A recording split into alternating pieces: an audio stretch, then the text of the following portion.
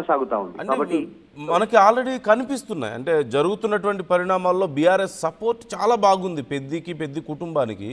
ఇంతకుముందు కూడా మనం ఒకసారి డిస్కస్ చేసాం మధు, ఎందుకు ఇంత స్పెషల్ పెద్ది.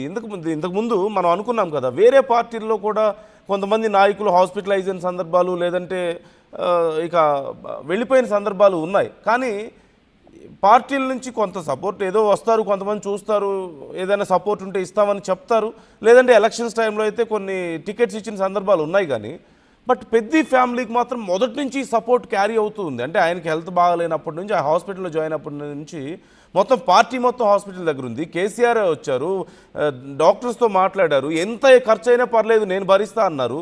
ఇప్పుడు ఆయన పోయిన తర్వాత కూడా దగ్గర కేటీఆర్, హరీష్ అందరూ దగ్గర ఉన్నారు, పార్టీ నాయకులు అందరూ వచ్చారు. అండ్ ఇప్పుడేమో హోమ్ లోన్ నేనే క్లియర్ చేస్తానంటున్నారు, హాస్పిటల్ బిల్స్ నేనే క్లియర్ చేస్తానంటున్నారు, ఫ్యామిలీకి టికెట్ ఇస్తా అంటున్నారు. అంటే ఎందుకు ఇంత ఓవర్వెల్మింగ్ సపోర్ట్, ఎలా చూడాలి మనం?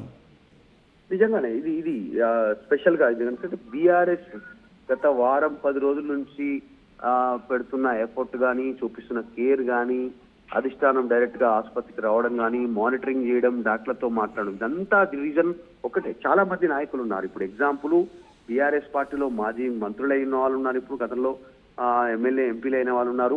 పార్టీకి లాయల్టీగా ఉండకపోవడం, పెద్ది సుదర్శన్ రెడ్డి ఆ లాయల్టీ మెయింటైన్ చేశారు, ఆ గ్రాటిట్యూడ్ చూపించారు పార్టీకి.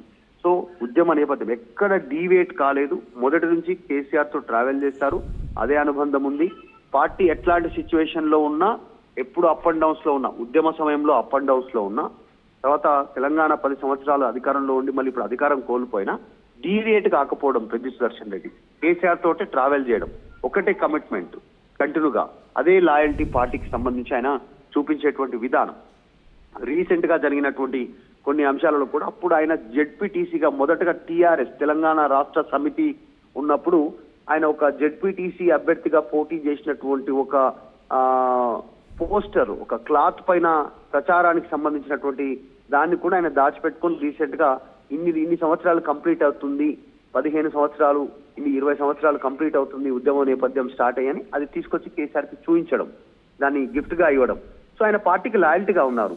అది చిన్న అంశాలే కావచ్చు, కానీ అది దాని ఉద్యమ కాలాన్ని గుర్తు చేసేటువంటి విధంగా ఆయన కమిట్మెంట్ ని గుర్తించేలాగా కొన్ని కార్యక్రమాలు ఉన్నాయి. అదే లాయల్టీ మెయింటైన్ చేయడం అనేటువంటిది ఆయనకు అంత ప్రయారిటీ, హై ప్రియారిటీ దక్కడం, పార్టీ మొత్తం సపోర్ట్ చేయడం, వన్ సైడ్ గా కేటీఆర్ ఆదేశాలకు కేటీఆర్, హరీష్ రావు ఫాలో కావడం, ఇదంతా చాలా స్పష్టంగా కనిపిస్తా ఉంది. జస్ట్ బికాజ్ ఆఫ్ లాయల్టీ పూర్తిగా కుటుంబానికి అండగా ఉండాలి అనేటువంటిది కేసీఆర్ నిర్ణయం తీసుకోవడం జరిగింది. అందులో భాగంగానే రేపు వచ్చేటువంటి ఎన్నికల్లో ఎమ్మెల్యే టికెట్ కానీ, ఇంటి లోన్ క్లియరెన్స్ కానీ, ఆసుపత్రి బిల్ కానీ, పిల్లల ఎడ్యుకేషన్ పైన పూర్తి స్థాయిలో బండగా ఉండాలనేటువంటి నిర్ణయం తీసుకున్నట్టుగా తెలుస్తా ఉంది.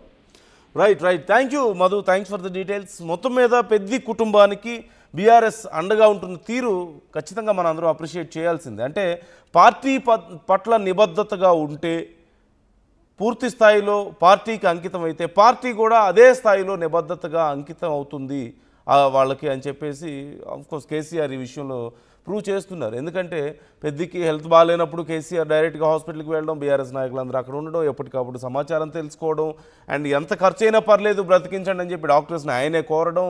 ఆ తర్వాత ఆయన పోయిన తర్వాత కూడా ఆ కార్యక్రమాల్లో బీఆర్ఎస్ ముఖ్య నాయకులు అందరూ పాల్గొన్నారు, మనం చూసాం. అండ్ ఈవెన్ పెద్ది సుదర్శన్ రెడ్డికి ప్రజల్లో ఉన్నటువంటి ఆ అభిమానం కూడా మనకి ఇక్కడ కనిపించింది. కొన్ని వేల మంది ప్రజలు ఆ ర్యాలీగా రావడం మనం ఒక్కసారి ఆ విజువల్స్లో కూడా చూడొచ్చు. అంతమంది ప్రజల అభిమానాన్ని చూసి పెద్ది వైఫ్ కూడా కన్నీటి పర్యంతమయ్యారు.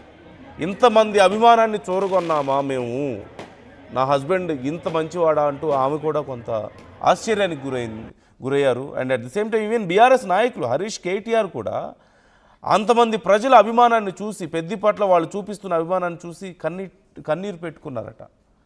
సో ఇప్పుడు బీఆర్ఎస్ వంతు వచ్చింది. ఇన్నేళ్లుగా పెద్ద సపోర్ట్గా ఉన్నారు పార్టీకి, అఫ్కోర్స్ ఆయనకు కూడా అవకాశం ఇచ్చింది బీఆర్ఎస్.